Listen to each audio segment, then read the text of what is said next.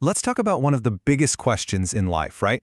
How do we actually choose the people we fall in love with? I mean, this is a massive, high-stakes decision, maybe the biggest one we'll ever make. And yet, most of us just kind of wing it.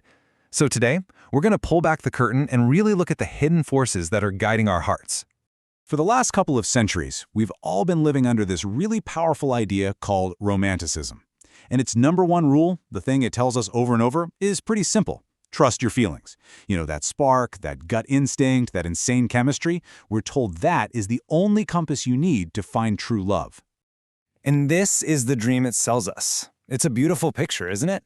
This idea that love is this incredible shared ecstasy when you finally stumble upon that one in a million person who just seems built to make you happy.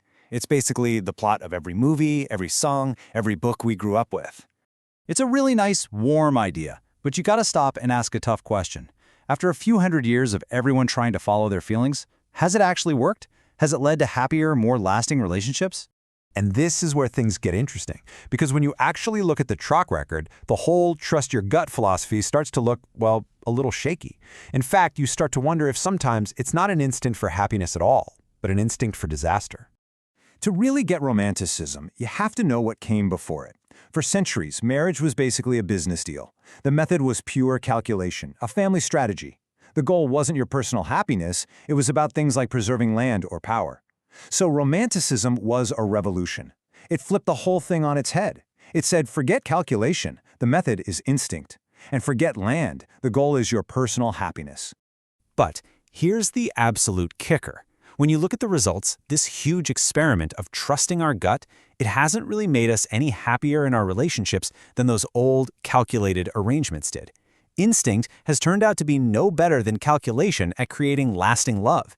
It's a pretty wild thought, right? So if our instincts aren't a reliable guide, what in the world is actually steering the ship? So what's really going on? Well, there's this fascinating and honestly kind of troubling explanation that comes from psychotherapy. And it gives us a whole new way to think about attraction. It's called the familiarity trap. Okay, so here's the core of it. The theory says we don't actually fall in love with people who are good for us in some ideal, healthy way. No, we fall in love with people who care for us in ways that feel familiar. And as we're about to see, familiar doesn't always mean good, not even close. So how does this work? Basically, our entire adult love life is built on a kind of love template that got created way, way back in our childhood. The very first experiences we had with love and affection, from our parents, our caregivers, they created a blueprint. And now, as adults, we unconsciously use that old map to find our way in every new relationship. The problem, of course, is that for a lot of us, that first taste of love was, well, complicated. Maybe for you, love felt like trying to help a parent who was out of control. Or maybe it felt like being deprived of warmth, or being a little bit scared of someone's anger, or never feeling safe enough to say what you really needed. These confusing, often painful dynamics get baked into our love template. So as adults, we think we're looking for happiness, but what we're really looking for are these old, familiar feelings. And you know what? This explains something so weird that I think we've all seen. You meet someone who is just perfect on paper. They're kind, they're reliable, they're mature, they're totally balanced, and you feel nothing. Or worse, you feel kind of bored or even annoyed by them. Well, this theory says it's because they're too right. Their healthy, straightforward love feels completely foreign. It doesn't match the drama and complexity of our template, so we reject it. So if our instincts are this tangled up, are we just doomed to repeat the same mistakes forever? Absolutely not. And this is the most important part. This is how we can start to untangle this mess and begin choosing a partner with our eyes wide open. The way forward isn't to just ignore our feelings. That's impossible. The key is to understand them.